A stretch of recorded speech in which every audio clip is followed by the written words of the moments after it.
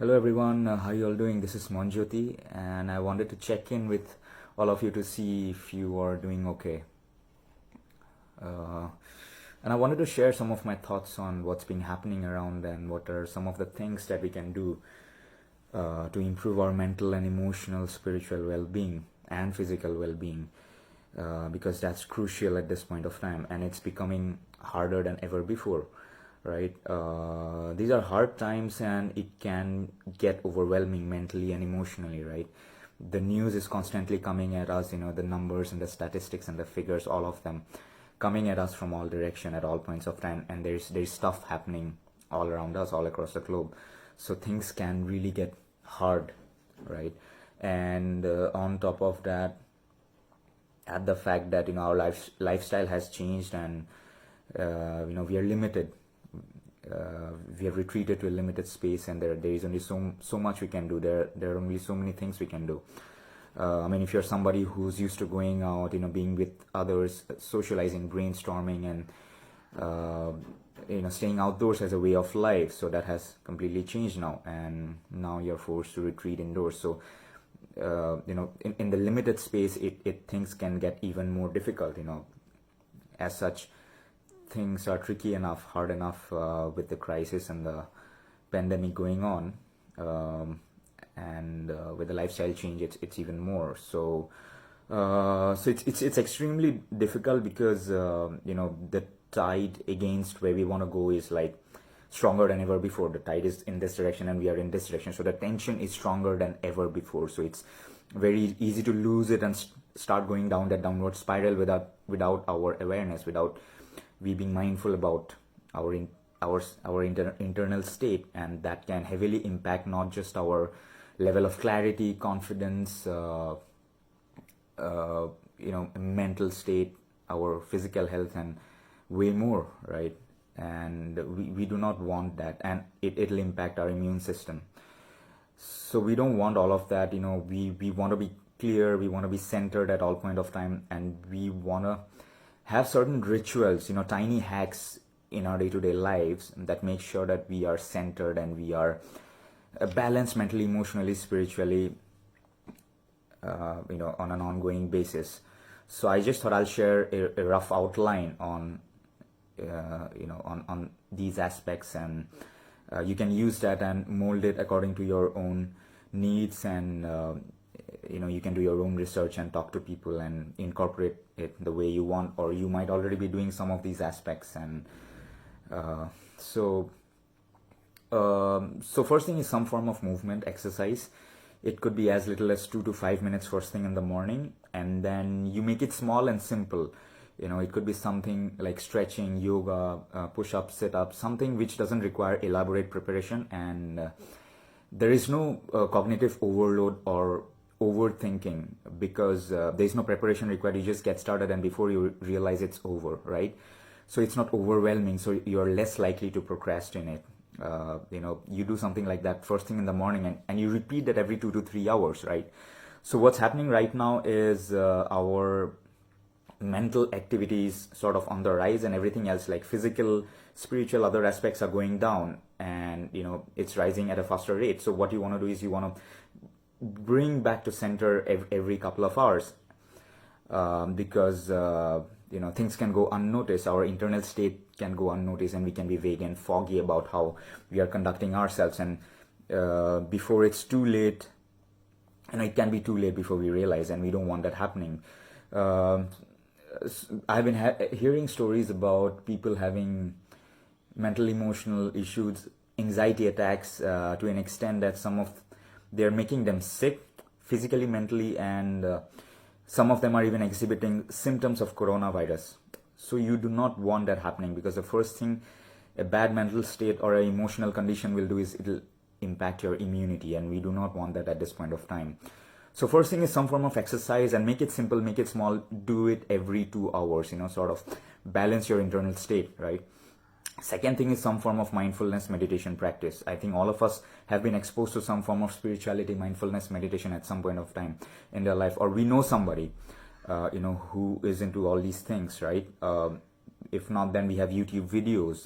There are simple breathing exercises, simple meditation techniques, something like breathing in and out, focusing on your breath for 3 to 5 minutes. And we have meditation apps like Calm, CALM, Calm, and then Headspace.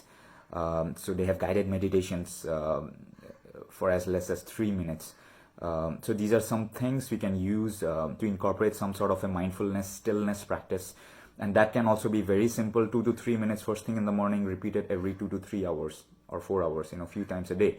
Or you can also go for an elaborate guided meditation. You'll get videos in YouTube, and some of you already might be knowing about that, right? And people who knows about all of that. So that can really help. So what you're doing is every 2 to 3 hours, you're centering yourself physically, mentally, emotionally and spiritually. And you're coming back to center. You are anchoring yourself in a state of stillness, gratitude, and clarity, right?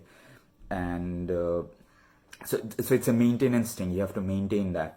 It's not going to happen automatically because the tide is in the opposite direction.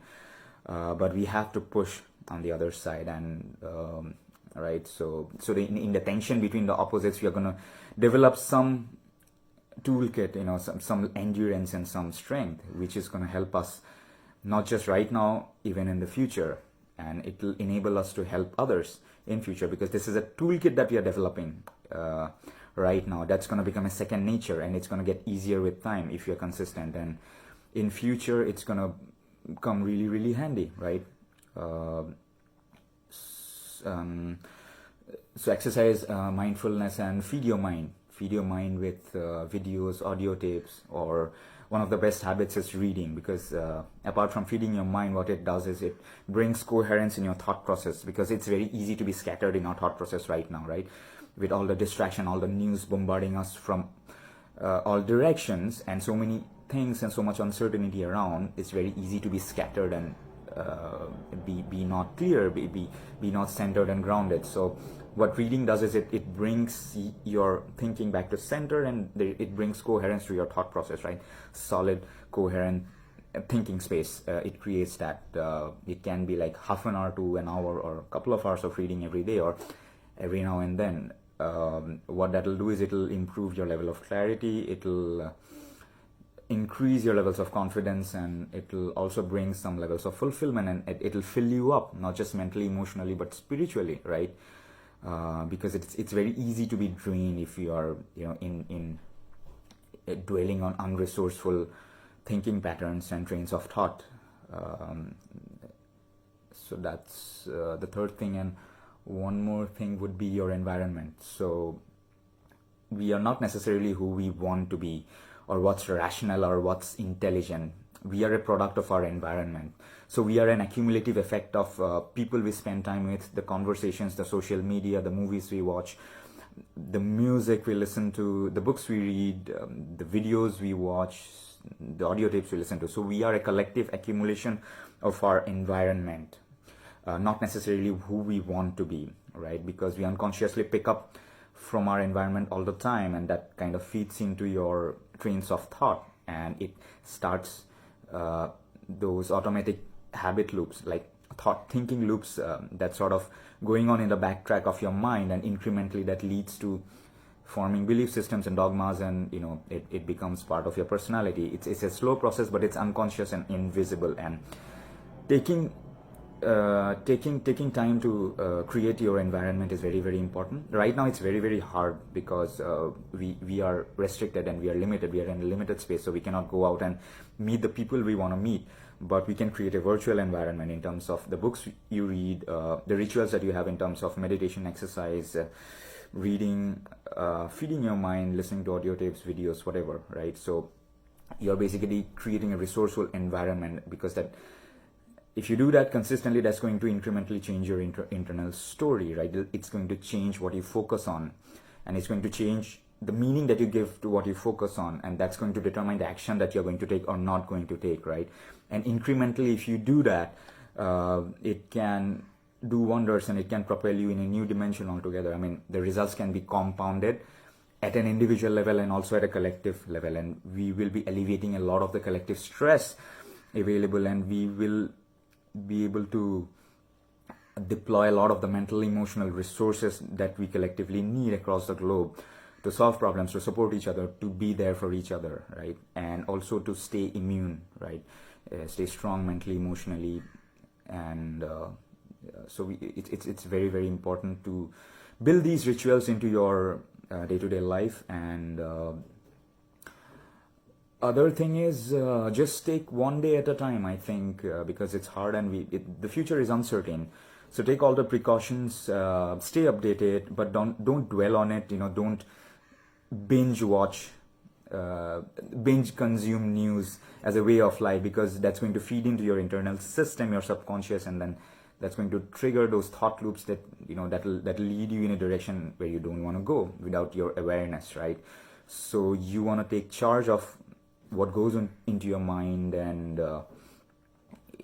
and you want to have all these hacks and rituals in your day-to-day life that keeps you anchored, keeps you centered, enables you to think clearly, and enables you to be there for others when they need you. And